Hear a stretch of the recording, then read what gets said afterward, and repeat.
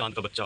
वह देखो वह निकला चांद, अम्मा तुमने देखा चांद, यह भी क्या बच्चा है अम्मा, छोटा सा मुन्ना सा चांद, इतना दुबला इतना पतला कब होता है ऐसा चांद अम्मा। उस दिन जो निकला था वह था गोल बड़ा सा चांद, बादल से हंस हंस कर उस दिन कैसा खेल रहा था चांद, छुप जाता था निकल आता था करता था वह तमाशा चांद, अपने बच्चे को भेजा है घर में बैठा होगा चांद, यह भी एक दिन बन गया अच्छा गोल बड़ा सा चांद। अच्छा अम्मा कल क्यों तुमने मुझे कहा था मेरा चांद। यह कविता किसके विषय में है? कविता का नाम चांद का बच्चा क्यों रखा गया होगा? आप इस कविता को क्या नाम देना चाहोगे और क्यों? क्या चांद हमेशा गोल ही दिखता है? आपकी माँ आपको क्या कहकर पुकारती है? नीचे दी गई वस्तुएं कैसी हैं? गोल चौकोर तिकोनी रेखा खींचकर बताइए। तुक मिलने वाले शब्दों को खोज कर लिखिए। गोल चांद, बड़ा छोटा, माद खड़ा, गोल लोटा, कोई की कहानी। आओ कुछ बनाएं। अपने आसपास नीचे गिरे हुए कुछ पत्ते डंडियां एकत्र कीजिए। छोटे समूह में बैठकर इनसे कुछ आकृति बनाइए। आप तितली पेड़ आदि भी बना सकते हैं। आकृतियां बनाने के बाद कक्षा में सभी को बताइए कि आपने ये कैसे बनाई। चित्रकारी और लेखन। दिए गए चित्र में आप क्या क्या देख पा रहे हैं? कुछ नाम लिखिए। आप इन शब्दों से वाक्य बनाइए। यह एक पेड़ है। खोजें। आपके घर के आसपास जो पेड़ पौधे हैं उनके नाम जानिए।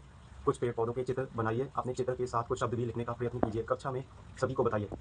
खेल खेल में इस कविता को मिलकर गाइए। दो समूह बनाइए। एक समूह प्रश्न पूछेगा और दूसरा समूह उत्तर देगा। कौन परिंदा बोले चू चू चू, कौन परिंदा गुगुटरू गु, कौन परिंदा पीहू पीहू, कौन परिंदा कुकड़ू कू, कौन परिंदा बोले काऊ काऊ, कौन परिंदा कू कू, कौन परिंदा बोले टे टे, नकल उतारे हूबहू।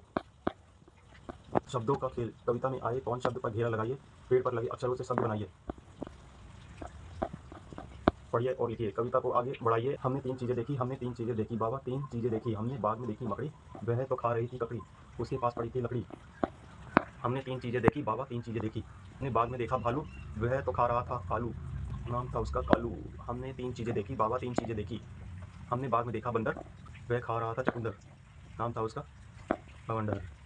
शब्दों में आए अक्षरों के अनुसार उन्हें ठ, ध, ढ, प, श के घर में छाट कर लिखिए। ठाट धोबी ढक्कन धनुष साठ, ढोलक धान बैठ ढीला ऊषा ठेला षटकोण धागा। ठ, ढ, ढ, श।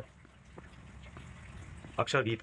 अनार दाड़िम भी कहलाता है, आम चूसकर बच्चा खाता है, इमली तो खट्टी होती है, ईख सदा मीठी होती है, उल्लू रात में जगते रहते हैं, ऊद बिलाव जल थल पे रहते हैं, ऋषि मुनि आकर हवन कराते हैं, वह तो संस्कृत में भी पाते हैं।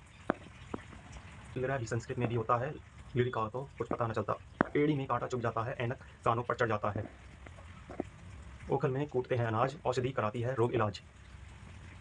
स्वर सब वहीं समाप्त होते हैं, अब तो व्यंजन पर चलते हैं।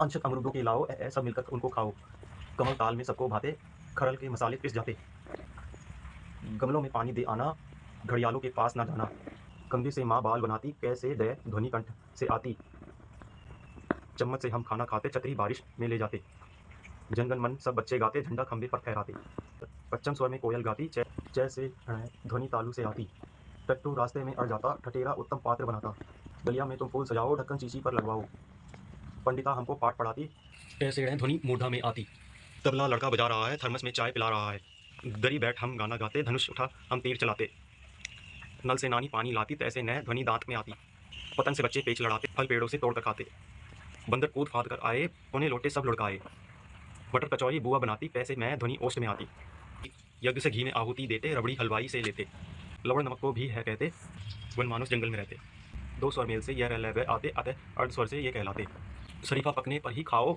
षटकोण चित्र स्वयं बनाओ, सप्तऋषि आकाश चमकाते, हल किसान खेतों में चलाते, श है ऊष्म कहलाते, अक्षर यही सम हो जाते, यही वर्णमाला हम गाते, मिलजुल कर अपना ज्ञान बढ़ाते, आपको अब सब अक्षर आते।